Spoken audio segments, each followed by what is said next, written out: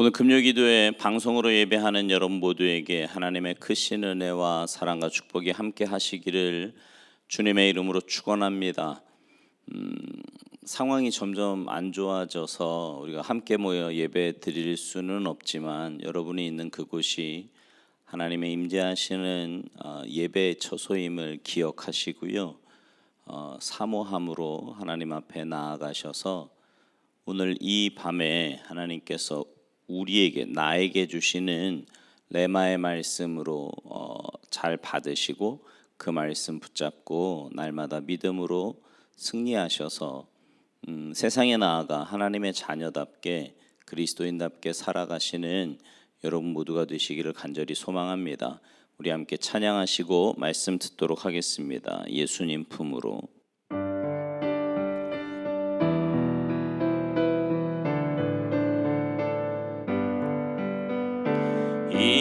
인생길 험하고 마음 지쳐 살아갈 용기 없어질 때 너 홀로 앉아서 낙심치 말고 예수님 품으로 나오시오. 예수님은 나의 생명 믿음 소망 사랑 되시니 십자가 보혈 자비의 손길로 상처 입은 너를 고치시리.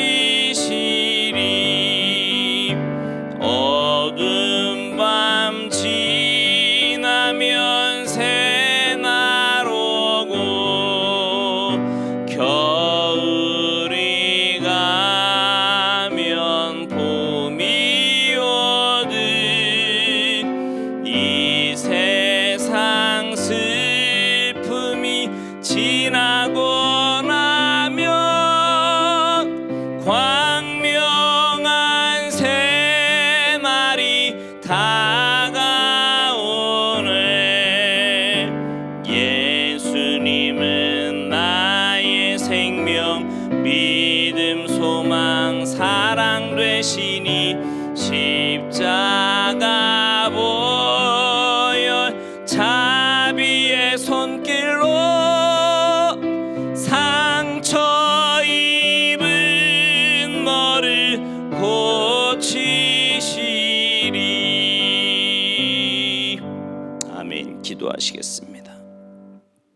하나님, 우리가 이 땅을 살아가며 참 많은 아픔도 상처도 서로 주고받고 살아가게 되는 연약한 우리들인데 저희들의 연약함을 불쌍히 여겨주시고 무엇보다 우리가 입은 모든 상처들을 주님의 보혈로 씻어주셔서 정말 믿는 자로 하나님의 자녀로 이 땅을 살아가기에 부족함이 없도록 우리 한 사람 한 사람을 주님께서 붙드시고 인도하여 주시옵소서.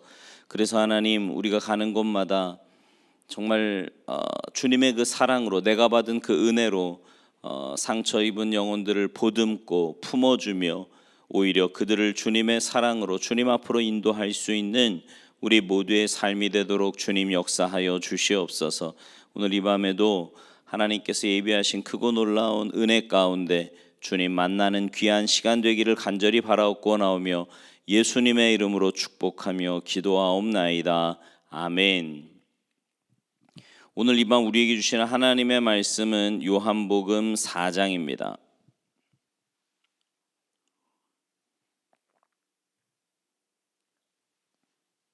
요한복음 4장 15절부터 19절까지 제가 한 절 여러분이 한 절 우리 한 절씩 교독하시겠습니다.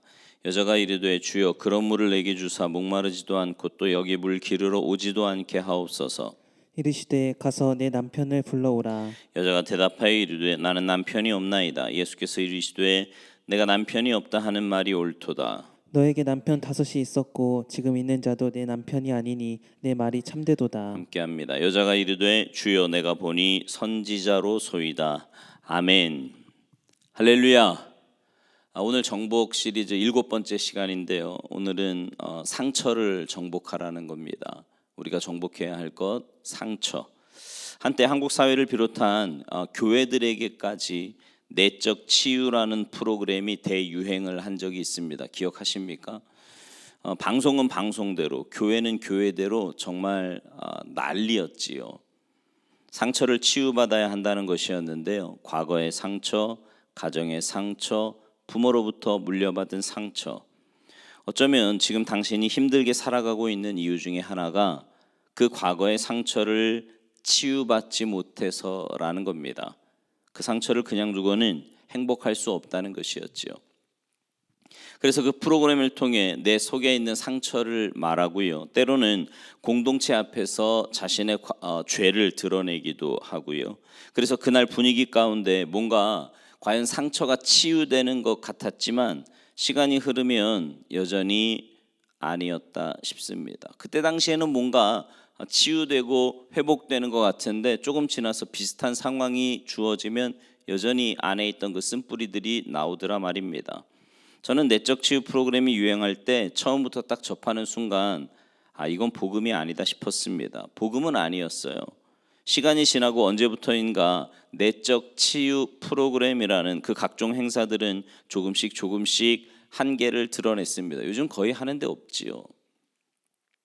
상처는 프로그램으로 치유되는 것이 아니었습니다. 상처는 과거를 드러내고 말한다고 해서 치유되는 것도 아니었어요. 사람의 위로나 프로그램이 상처를 우선은 덮어줄 수 있지만 완전한 치유, 근본적인 치유는 어려운 것이었습니다. 분명한 것은 사람들마다 그가 누구이든지 각자의 상처를 가지고 살아가고 있다는 겁니다. 나만이 아니에요. 무엇보다 특별한 경우가 있겠지만 일방적인 상처는 없어요. 일방적인 상처. 사람이 사람으로 살아가면서 자신도 모르게 상처를 서로 주고받는 거예요. 서로. 내가 상처를 받은 만큼 나 또한 누구에게 상처를 주었다는 사실을 알아야 됩니다. 이런 분들 많거든요. 자기는 상처 굉장히 많이 받았대요. 근데 가만 보면 그런 사람들이 대체로 상처 많이 주거든요. 그러니까 자기는 상처 주는 줄 몰라요. 받는 것만 생각을 하지. 자녀들도 그렇지 않습니까? 나 우리 아버지한테 상처받았대요. 나 우리 어머니한테 상처받았대요. 부모님은요, 더 받아요. 제가 볼 때 부모님들이 상처 더 받습니다. 자녀들한테. 저울로 달아보면 말을 못해서 그렇지 뭐 부부간에도 그렇고 부모 자녀간에도 그렇고 서로 상처를 주고받는 거예요. 서로. 많은 여성분들이 나는 남편 때문에 힘들어, 뭐 남편에게 상처받았어 하지만 자기가 상처 준 거 생각 안 한다니까요. 그런 분들. 여성분들이 꼭 잊지 말아야 할 것이 있는데요. 내가 남편에게 힘든 만큼 남편도 나 때문에 힘들다는 겁니다. 이거 잊지 마셔야 돼요. 일방적인 건 없어요. 성경 안으로 들어가면 한결같이 상처투성이의 사람들이 많이 있습니다. 모두 아무리 자기를 포장해도 주님 앞에 서는 순간 그게 다 드러나요. 놀라운 것은 그 상처 입은 인생들, 제자들 공동체만 봐도 상처 집단 같아요. 근데 더 놀라운 것은 그 상처의 주인공들이 주님을 만나면 인생이 바뀌는 거예요. 주님을 만나면. 마태복음 11장 28절, 우리가 잘 아는 말씀이죠. 마태복음 11장 28절, 신약 맨 앞에 있어요.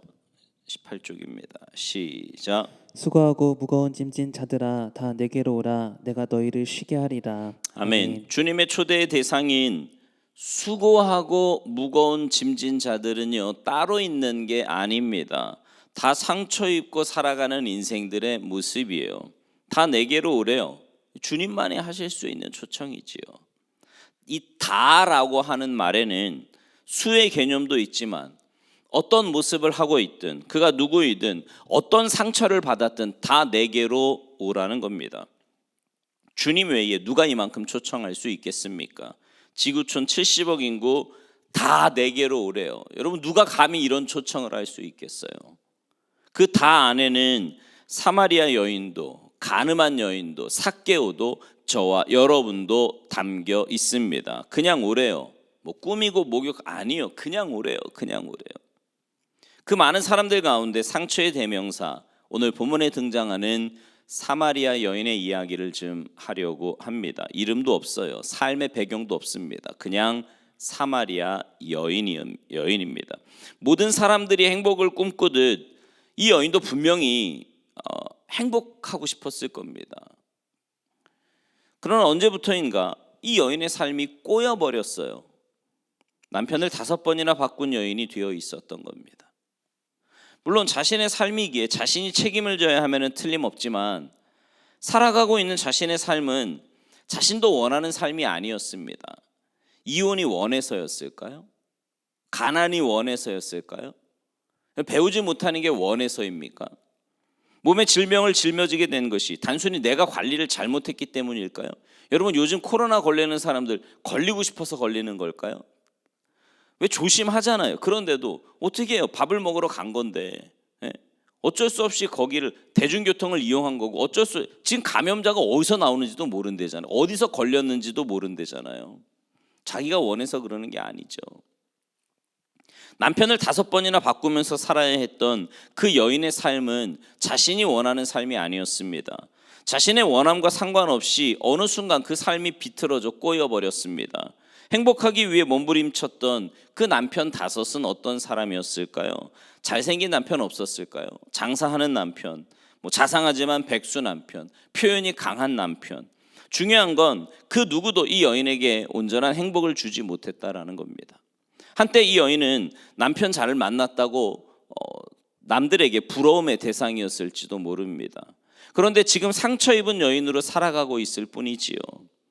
주님 앞에 드러나 버린 이 여인의 상처. 자, 오늘 본문 17절 18절을 좀 같이 읽겠습니다. 오늘 본문 요한복음 4장 17절 18절 같이 읽겠습니다. 시작. 여자가 대답하여 이르되 나는 남편이 없나이다. 예수께서 이르시되 내가 남편이 없다 하는 말이 옳도다. 너에게 남편 5이 있었고 지금 있는 자도 내 남편이 아니니 내 말이 참되도다. 아멘. 여러분 사실 이건 숨기고 싶은 거잖아요. 그죠? 포장을 수없이 해서 들키고 싶지 않았던 거거든요. 그러니 대낮에 아무도 없는 시간에 물을 뜨러 왔겠지요. 남편 5 그리고 지금 있는 남편. 뭔가 많이 있었던 것 같은데 아무것도 없는 거예요. 전에 남편들도 남편이지만 지금 있는 남편도 언제 무너질지 모르는 겁니다. 여러분 사마리아라고 하는 지역이 어떤 지역이에요? 여러분 잘 아시죠? 사람들에게 손가락질 당하는 지역이잖아요. 유대인의 정통성을 잃어버린 그런 지역. 저주받은 그곳에서 또 한 번 저주의 대상이 되어 사람들에게 손가락질 받고 살아가는 사람들 틈바구니에서 또 손가락질 당하며 살아가고 있습니다. 더 이상 살아야 할 이유가 없을 만큼 지쳐있던 이 여인이 주님을 만났습니다. 예수님을 만났어요. 사마리아 여인이 만난 주님의 시각은요, 근데 사람들과 다른 거예요. 나도 나를 인정하지 못하는데, 나도 나를 인정하지 못하는 가운데 다른 사람들의 눈길이 더 무서운데 주님은 달랐습니다. 다른 사람에게는 멸시의 대상이었지만 남편들에게는 버림의 대상이었지만 주님 앞에 주님의 시각에서는 긍휼의 대상이었습니다. 사실 남편을 5 바꾼 이 여인은 부도덕한 여인이라기보다는 불쌍한 여인이에요. 왜 그런지 잘 아시죠? 팔레스타인 지역에서 여인이 남편에게 이혼을 청구할 권리가 없었습니다. 이때는. 그렇다면 이 여인이 남편을 자기 의도로 5번 바꾼 게 아니에요. 5 남자에게 버림을 당했던 겁니다. 지금까지. 그리고 6번째 남편, 지금 있는 남편에게도 언제 버림받을지 모를 조바심 가운데 살아가고 있는 겁니다. 지금까지 많은 것들로부터 상처를 입었는데 더 큰 상처, 오늘의 상처가 짓누르고 있는 거지요. 이 상처 입은 여인이 5번째 버림을 받고 6번째 신랑도 신랑이 아닌데 놀라운 것은 진짜 신랑을 만나요. 일곱 번째 신랑이니 완전한 신랑 예수 그리스도입니다. 그 신랑 되신 예수님은 보통의 사람들과 달랐습니다. 그분은 생수의 근원이 되시고 생명의 구원이 되는 분이셨습니다. 그 신랑은 복음 자체였지요. 그 신랑이 여인에게 이렇게 말을 합니다. 10절 말씀, 오늘 보면 바로 앞에 요한복음 4장 10절 말씀을 같이 읽겠습니다. 시작. 예수께서 대답하여 이르시되 내가 만일 하나님의 선물과 또 내게 물 좀 달라 하는 이가 누구인 줄 알았더라면 내가 그에게 구하였을 것이요 그가 생수를 내게 주었으리라. 아멘. 너 내가 누군 줄 아니? 여러분, 주님을 아십니까? 여러분은 주님을 어떻게 만나셨습니까? 세상은 늘 우리에게 묻습니다. 너 어떻게 하려고 그러냐? 너 어떻게 살려고 그래? 그러나 여러분, 주님은 우리에게 이렇게 말씀하세요. 괜찮아. 김 집사, 괜찮다. 이 권사야, 괜찮아. 5번 버림을 받았고 6번째 신랑에게도 언제 버림을 당할지 모르는데 7번째 신랑 예수님은 변하지 않습니다. 일정 기간의 신랑이 아니라 영원한 예수, 영원한 신랑이에요. 내가 어떤 모습을 해도 만 가지로 부족해도 괜찮다 해광아 이러고 손 잡아주시는 분. 저는 지난 15년 동안 우리 참평한 교회를 섬기면서 한 번도 자신 있어 본 적이 없습니다. 문제 앞에 직면했을 때 그냥 도망가고 싶을 때가 많이 있었습니다. 근데 갈 곳이 없었어요. 결국은 십자가 밑에밖에 없었습니다. 그곳에 가서 이야기를 하는 거예요. 주님, 저 도망가고 싶어요. 주님, 저 아무것도 할 수가 없어요. 주님, 저는 왜 이렇게 약하지요? 왜 이렇게 할 줄 아는 게 없지요? 근데 그때마다 주님이 그러세요. 내가 너 못하는 줄 알고 목사시켰다. 너 이번 문제 해결할 능력이 없는 줄 다 알고 내가 이 문제 너에게 준 거야. 너 혼자 하지 마. 나와 함께 하자. 여러분, 염려가 되십니까? 걱정이 되시나요? 주님이 이렇게 말씀하시지 않습니까? 너 혼자 살려고 하지 마. 나와 함께 가자. 천사람 만사람이 여러분에게 손가락질해도 주님은 결코 그렇지 않으십니다. 주님을 만날 때 이 여인은 물동이를 쥐고 있었다 그랬어요. 어쩌면 이 여인이 평생 짊어지고 왔던 삶의 질곡의 모습 같습니다. 놀라운 것은 예수님을 만나면서 이 여인이 완전히 달라져 버려요. 한순간 제일 먼저 이 여인은 물동이를 던져버렸습니다. 좀 전에 말씀드렸죠. 이 물동이는 단순한 물동이가 아니라 평생 지고온 이 여인에게 삶의 무게요 질고였다고요. 삶의 짐이었어요. 그동안 여인은 이 상처를, 이 물동이를 끌어안고 살아야만 했습니다. 그 물동이 안에 여인의 부족함, 상처, 모자람, 눈물 이런 게 다 담겨 있는 거예요. 그런데 이 여인이 주님 앞에서 그것을 던져버립니다. 그냥 던져버린 것이 아니라 주님께 맡긴 거예요. 여러분, 주님 한 분 외에 누가 있습니까? 그 공간을 누가 채울 수 있나요? 주님께 맡기는 겁니다. 수고하고 무거운 짐진 자들아 다 내게로 오라고 말씀하신 그 주님께 맡기는 거라고요. 사랑하는 성도님들에게는 뭐의 상처가 있습니까? 이루지 못했던 것, 이루고 싶은 것까지 다 맡기는 거예요. 주님께.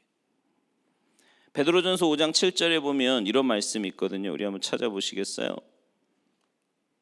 신약 맨 뒷부분인데요. 382쪽입니다. 베드로전서 5장 7절 말씀 같이 읽죠. 시작. 너희 염려를 다 주께 맡기라. 이는 그가 너희를 돌보심이라. 아멘. 염려를 다 주께 맡기래요. 왜요? 그분이 돌보시니까. 이 여인은 물동이를 던지고 마을 사람들에게 달려갑니다. 내가 만난 그 예수님을 소개하고 싶어서, 내 인생을 바꿔준 그 예수님을 소개하고 싶어서요. 진짜 신랑을 소개하고 싶은 거지요. 나도 이런 신랑 만났다. 나도 이제 진짜 신랑 만났다. 어쩌면 사람들에게 내 신랑만 가짜가 아니라 너희도 지금 가짜 신랑과 살고 있는 거다. 내가 만난 진짜 신랑을 한번 만나봐라. 이거 말하기 위해서 달려갔는지도 몰라요. 마을 사람들에게 달려갑니다. 예수를 만난 순간 이 여인의 상처, 이 여인의 문제는 아무것도 아닌 게 되어버렸습니다. 계속 숨어 다녔잖아요. 그 상처 때문에 사람들을 만나는 게 싫어가지고. 놀랍지 않습니까? 그동안 상처라고 여겼던 이 여인의 삶의 모습은 지금 사실 바뀐 거 아무것도 없잖아요. 여러분, 예수님 만나고 나니까 뭐 지난 5번의 결혼이 싹 다 없어져 버렸습니까? 뭐 다시 태어나게 돼서? 아니요, 그런 거 없어요. 남편 5의 문제 그대로 있고요. 또 이사를 해가지고 뭐 과거를 아무도 뭐 이런 것도 아니에요. 그대로입니다. 사람들은요, 상처 앞에서 도망해요. 이 여인도 그동안 사람들 안 보는 곳으로, 사람들 손가락질 미치지 않는 곳에 늘 숨었습니다. 자신의 아픔을 자신이 더 잘 알기에 누군가 말하면 견딜 수가 없는 거지요. 이 여인의 삶이 아무것도 바뀌지 않았지만 달려가요. 자신의 삶을 문제 삼았던 사람들 틈바구니로 달려갑니다. 왜요? 주님을 만난 순간 자신의 문제를 주님도 문제로 보지 않지만 주님을 만나고 나니까 이제 자신도 자신의 문제를 문제로 보지 않는 거예요. 여러분, 이게 복음이고 이게 은혜입니다. 종종 역설적 질문을 하잖아요. 누가 나를 비방할 때, 누가 내 약점을 건드릴 때 상처가 되고 힘든 이유가 뭐예요?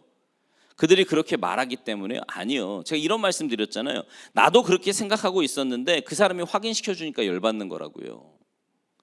다른 사람이 나 무시하는 것보다 제일 바보 같은 게요, 나도 모르게 내가 나를 가볍게 여기는 겁니다. 너 못 배웠잖아. 인정할 수밖에 없지요. 너 과거에 문제 많잖아. 인정할 수밖에 없어요. 상처 없는 사람은 없습니다. 사람이 프로그램으로 그 상처를 치유할 수 없습니다. 사람의 위로 몇 마디가 그 상처를 덮거나 해결할 수 없다고요. 여러분, 우리 크게 아멘 합시다. 복음만이 덮습니다. 복음만이 덮어요. 더 중요한 게 있습니다. 내게 있는 상처를요, 내가 상처로 여기지 않는 거예요. 그 상처를 주님 앞에서 은혜로 여기는 겁니다. 주님 만나고 나면 상처는 나를 수없이 주저앉게 하지요.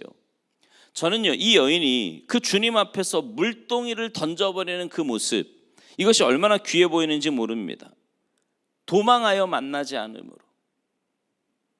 여러분, 다른 곳에서 남편을 다소 바꿔보려니까 아니에요. 그런다고 해결이 되는 게 아니라니까요. 여인은 자신의 상처를 상처로 여기지 않습니다. 주님 만나고 나니까, 주님을 만나는 순간 자신의 부끄러움을 부끄러움으로 여기지 않아요. 그대로 있다니까요. 문제는 환경도 하나도 변하지 않았다고요. 그런데 주님을 만나는 순간 내 마음이 바뀌었어요. 내 마음이 바뀐 거예요. 그리고 마을로 달려갑니다. 그리고 마을 사람들에게 그 주님을 전하러 가는 거예요. 내가 만난 신랑, 내가 만난 예수, 당신들도 한번 만나보라고. 얼마나 좋은지 한번 만나보라고. 여러분, 예수님 외에 무엇이 진정한 소망일까요? 어차피 사는 거 쉽지 않습니다. 여러분, 우리가 지금 뭐 코로나 때문에 힘들다 하지만 코로나 전에는 안 힘드셨어요? 그때도 힘들었어요. 우리가 기억을 못해서 그렇지.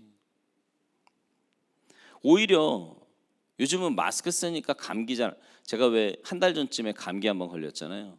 그때 의사 선생님이 그러더라고. 아니, 요즘 왜 감기가 걸리냐. 다 마스크 쓰고 손 잘 닦고 다 이러는데 진짜 감기 잘 안 걸려요. 제가 아는 후배 목사님 그러더라고요. 자기는 1년에 꼭 2번씩 감기를 달고 살았대요. 근데 자신은 요 코로나 이후로는요, 한 번도 감기를 걸려본 적이 없답니다. 왜요? 마스크 쓰고 다니니까. 또 어떤 여자분들은 그런 얘기도 하더라고요. 마스크 쓰니까 화장 안 해서 편하대요. 늘 가리고 다니잖아요. 여기만 하면 된대, 여기만. 나를 어둡게 뭔가 한다고 생각하면요, 늘 그런 거예요. 그런데 주님이 그러시잖아요. 괜찮아. 괜찮아. 가난해서 힘든 게 아니에요. 부자도 힘듭니다. 그래서 가난하기 때문에 힘들다고 생각하잖아요. 부자 돼도 힘듭니다. 원리예요. 출세 못해서 힘든 게 아닙니다. 출세한 사람들도 더 힘들어요. 근데 내가 출세 못해서 힘들다고 생각하면 출세해도 힘듭니다. 가난해서 힘들어, 출세 못해서 힘들어, 건강하지 못해서 아니요. 조건, 환경이 문제가 아니라니까요. 힘들다고 생각하니까 힘든 거예요. 예전에 군대 훈련소에서요, 어떤 훈련병이 얼차례를 봤는데요, 힘들어하지 않는 거예요. 얼차례로 이렇게 막 주로 많이 시키는 게 이제 팔굽혀펴기도 하고 막 이러잖아요. 그러면 자기는 그걸 체력 단련으로 생각한다는 겁니다. 다른 훈련병들은 막 힘들어 죽겠다 그러는데 이 친구 막 즐기는 거예요. 건강해진다고 막. 고참들이 막 더 약 올라가지고 막 더 세게 시키고, 그럼 막 더 신나하고. 여러분, 힘들어서만 힘든 게 아니에요. 힘들다고 생각하니까 힘든 부분이 훨씬 더 많습니다. 정말 생각만 이렇게 딱 바꿨는데 그 힘듦이 아니라 기쁨과 즐거움으로 다가오는 경우가 있어요. 여러분 경험해 보셨어요? 일 많이 해서 힘든 것도 아닙니다. 백수가 건강검진했더니 과로래잖아요. 인생 못 믿고 이 물동이 같은 언제 깨질지 모르는 이 몸뚱아리 갖고 사는 게 쉽지 않은 거예요. 근데 그걸 던져버려요. 예수님 만나고. 다른 데 던지면 깨지거든요. 주님께 던지면 안 깨집니다. 주님이 괜찮아, 괜찮아, 다 내게로 와라 그러시잖아요. 어디로 가야, 뭘 정리해야, 아니요, 주님께 가는 것, 이게 은혜입니다. 인생의 힘든 문제 주님만이 치료하실 수 있습니다. 주님만이. 보이는 짐이든 보이지 않는 짐이든 내게 주셨다면 주님이 언제나 이렇게 말씀하시면 아닐까요? 나와 함께 하자. 나와 함께 하자. 어린아이가 엄마 아빠 손을 딱 잡는 순간 돈이 없어도 힘이 없어도 아무 문제가 되지 않습니다. 이 여인이 주님 손 잡으니까 그 무엇도 문제가 되지 않는 거예요. 여러분, 우리 주님 손 붙잡고 갑시다. 여러분, 내 안에 있는 상처요, 그거 자꾸 말한다고 한들 바뀌는 거 아무것도 없습니다. 거기에 자꾸 매일 필요도 없어요.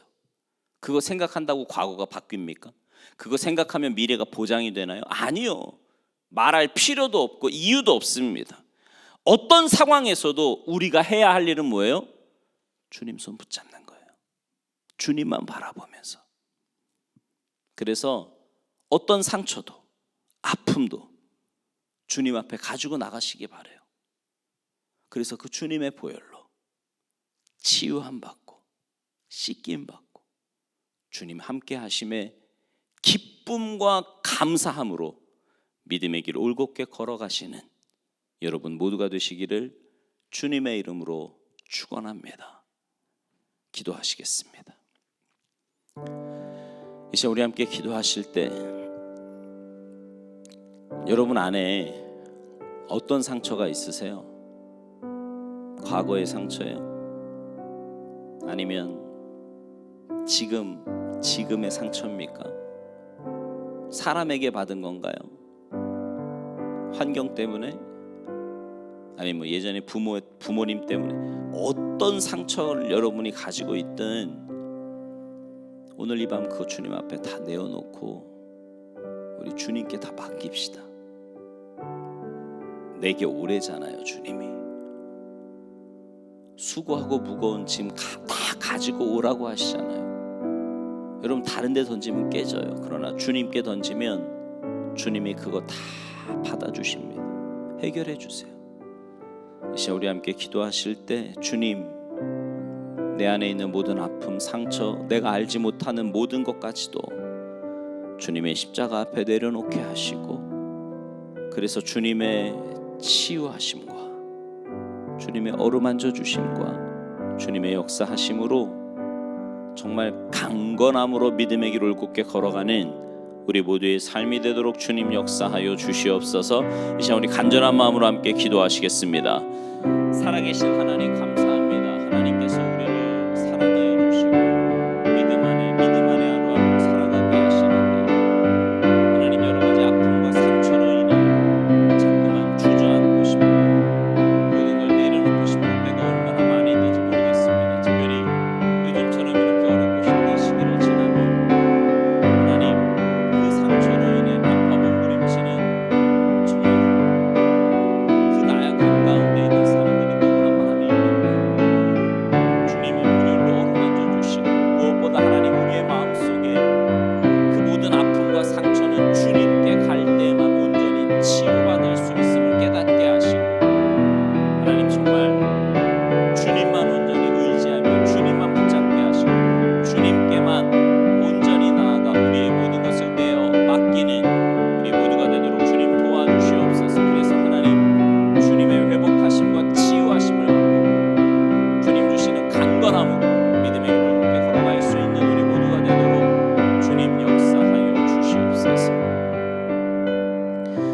살아계신 하나님 감사합니다.